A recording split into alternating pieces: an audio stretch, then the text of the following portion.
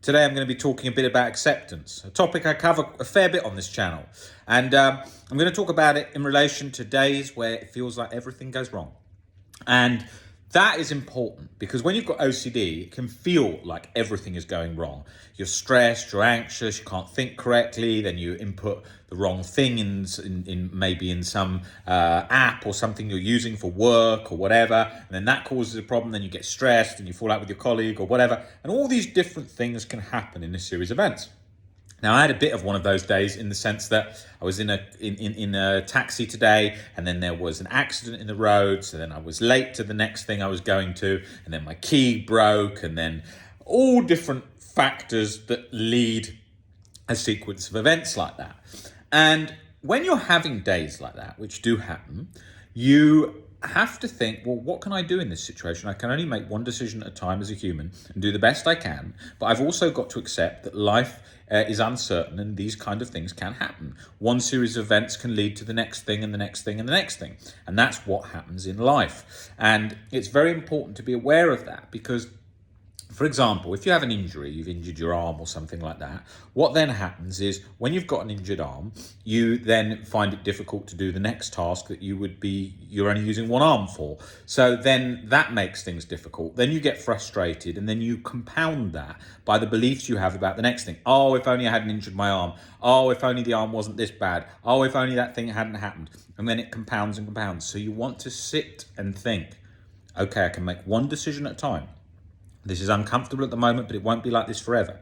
Even a bad day doesn't equal a bad week. A bad week doesn't equal a bad month. A bad month doesn't equal a bad year. And this is important with OCD because we tend to catastrophize these sequences of events, especially where anger is concerned, where someone gets angry. Oh my God, this is so annoying. I can't stand this moment, this emotion, because it self-compounds. Anger, adrenaline is released. You then feel more angry. Then makes it feel like you need to do something to escape. And all these sequence of events, bit by bit by bit, nicely screw us down that rabbit hole of events, a futile pursuit where we get nowhere. And so you have to be aware of it before it happens and when it's happening. So, for example, if you're having a lot of frustrating things going wrong, thinking maybe some others are going to come along and I'm going to build my ability and frustration tolerance for dealing with those sequence of events and frustrations.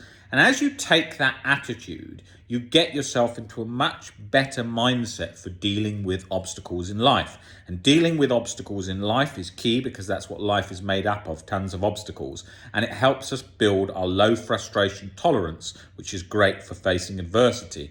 And the people who tend to achieve the most or overcome the most difficulties are people that have got higher levels of frustration tolerance, which can be built on and can be built, and people that learn to think, to face obstacles and to overcome them and think one moment at a time think of how many thoughts and fears and obstacles you've had in life that you thought this one thing is never going to get over, and then you get over it. I'm not talking about the one thought that's stuck at the moment and may have been stuck for years. I'm talking about all the other things or obstacles or things that may have happened in life that you thought this is so the end of the world, but then with time continues and everything gets solved in one way or another. I mean, at the end of our life, we're not here. We've passed away.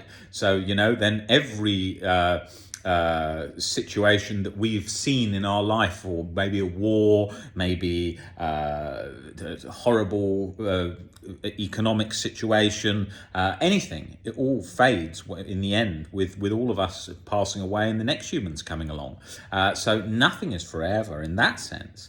And so it's important to remember that the role that time plays in things and using it to our advantage, seeing, time is carrying on, things will change, my perception will change, and then we start to see life as a marathon. And at times we can think, I don't want to be going through all these obstacles, but actually, as you adjust and as your perceptions change, even the most fierce of obstacles weaken and fade down. But it just takes time and changes and shifts in perception to see this.